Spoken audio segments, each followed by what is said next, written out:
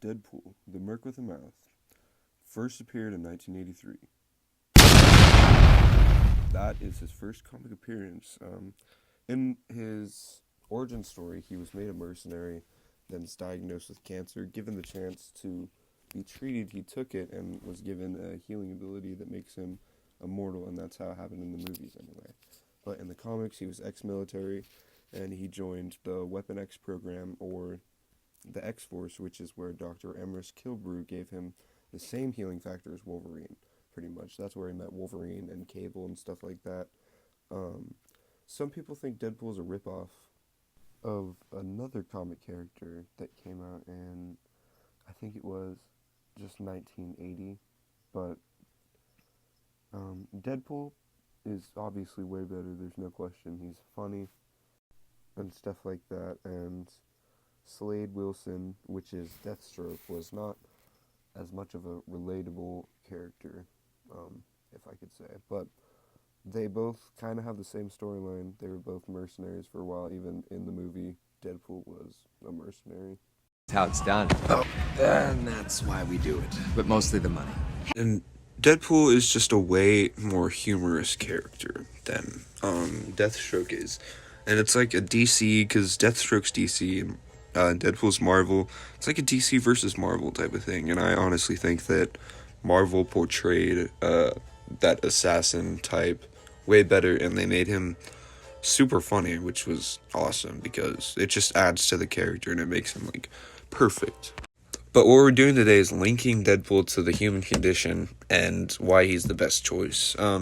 He aspires, he deals with conflicts, morality, and death like everyone else.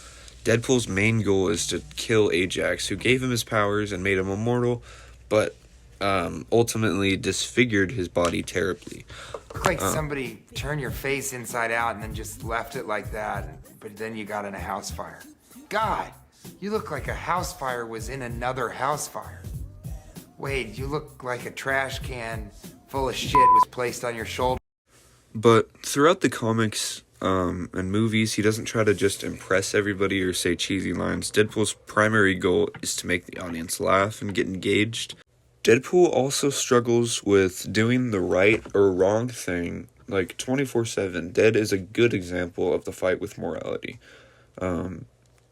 Deadpool doesn't know if he wants to be a hero or a villain. He calls himself a super villain, meaning that he's pretty much both a superhero and a villain.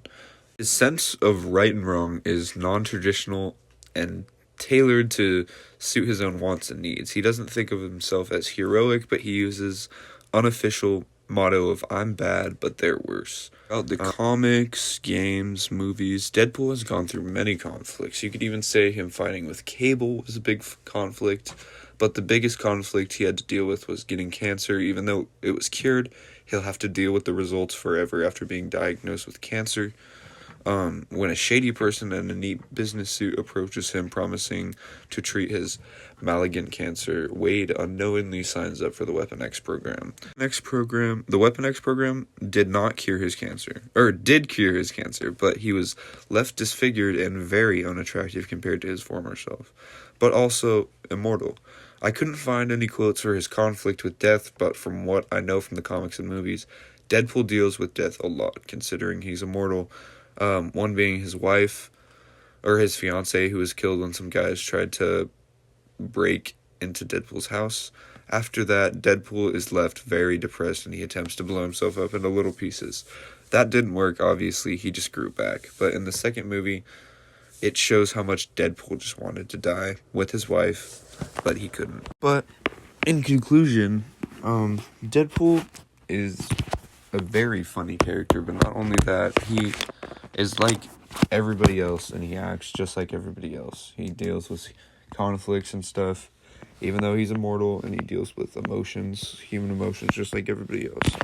And that's why I thought he was the best choice to choose for the human condition. Oh, I'm touching myself tonight.